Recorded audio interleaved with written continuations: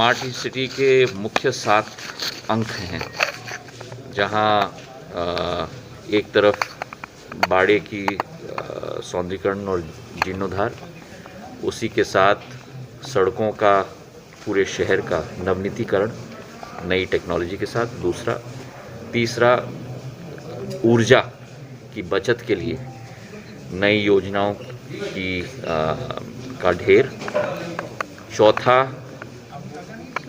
उसी के साथ जुड़ा हुआ टेक्नोलॉजी का इस्तेमाल अनेक क्षेत्रों में, जैसे गैस का सबस्टेशन इस्तेमाल हो रहा है, अनेक योजनाएं वहाँ हो रही हैं। इस तरीके के अनेक योजनाएं हैं स्मार्ट सिटी के अंदर। हर एक अंक का विश्लेषण हमने किया है, कार्य कहाँ समाप्त हो चुका है, कार्य कहाँ प्रगति पर है, टेंडर कहाँ अभी इश्यू किए जा रहे हैं, और मैंने बड़े स्पष्ट निर्देश दिए हैं कि 2 बातें। एक तो काल्पनिक ग्वालियर की सांस्कृतिक धरोहर को मद्देनज़र रखते हुए ही हर क्षेत्र में, हर स्थल में विकास और प्रगति की योजना रखी जाए, नंबर 1। नंबर 2, समय सीमा के आधार पर कार्य समाप्त हो, और नंबर 3, इससे ग्वालियर का भव्य रूप राष्ट्र स्तर पर नहीं लेकिन अंतर्राष्ट्रीय स्तर पर उजागर हमको करना होगा।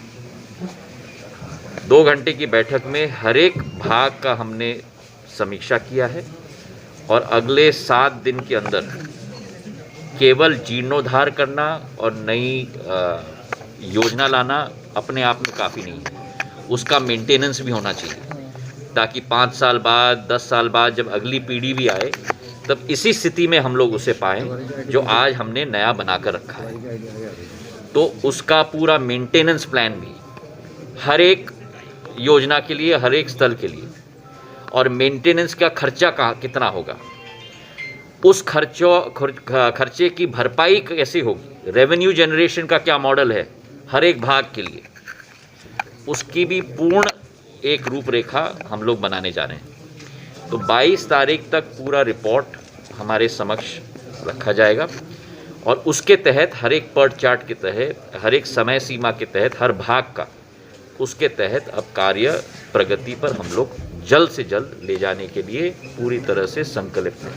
मुझे विश्वास है कि इस योजना के क्रियान्वयन के आधार पर ग्वालियर को भी वही भव्यता मिलेगी जो आज प्रदेश के और राष्ट्र के अनेक प्राचीन शहरों को भी मिलती है। सर, आज पहला भाग हमारी यह है। दूसरा भाग जो मुख्यमंत्री महोदय और मैंने प्रशासन को मुख्यमंत्री जी ने आदेश दिया है, मैंने अनुरोध किया है कि ग्वालियर का एक भविष्य का विजन का प्लान बनना चाहिए। इस विजन के प्लान में स्मार्ट सिटी केवल एक भाग होगा, पर इसमें जो मैंने अभी बैठ के आइडेंटिफाई किया है कुल 17 भाग होंगे, जिसका स्मार्ट सिटी केवल एक भाग होगा। उस प्लान में भी कार्य किया जा रहा है, और उस प्लान के कुछ भागों पर शीघ्र ही मुख्यमंत्री जी और मुझे प्रेजेंटेशन प्रशासन देगा, पर पूर्ण रूप से ये प्लान अगले 1 महीने के अंदर हम लोग तैयार करने की कोशिश कर रहे हैं। ठीक है। आज बहुत ऐतिहासिक दिन है। मैं सीधा यहाँ से अस्पताल जा रहा हूँ।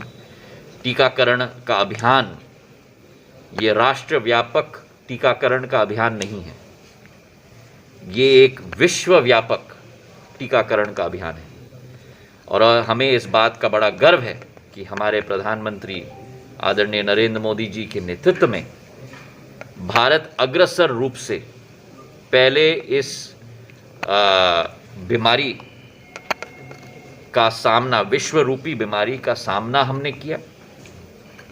पहले पूरे देश को हमने लॉकडाउन में रखा ताकि यह फैल ना पाए।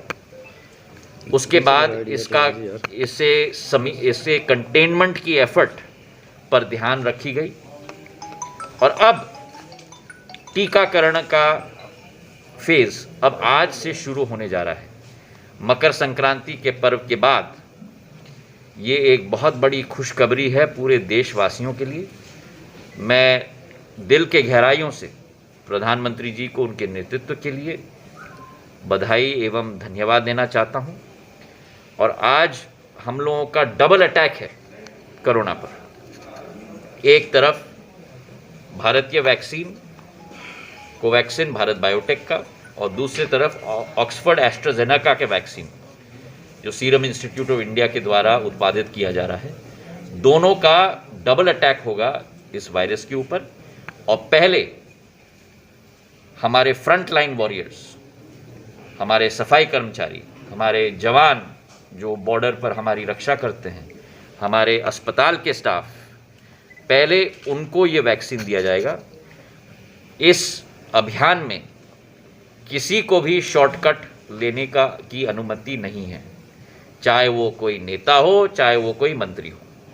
जो पहले हमारे फ्रंटलाइन वॉरियर्स हैं उनको पहले ये वैक्सीन टीकाकरण दी जाएगी, उसके बाद बारी बारी से सबको ये अवसर प्रदान होगा। पर ये विश्व का सबसे भव्य रूप का कैंपेन आज शुरुआत हो रही है प्रधानमंत्री जी के द्वारा, और इससे हमारा देश सुरक्षित होगा और हमारा भविष्य सुरक्षित होगा, इसका मुझे पूरा विश्वास है। किसान का विरोध करने का नाम नहीं ले रहा है।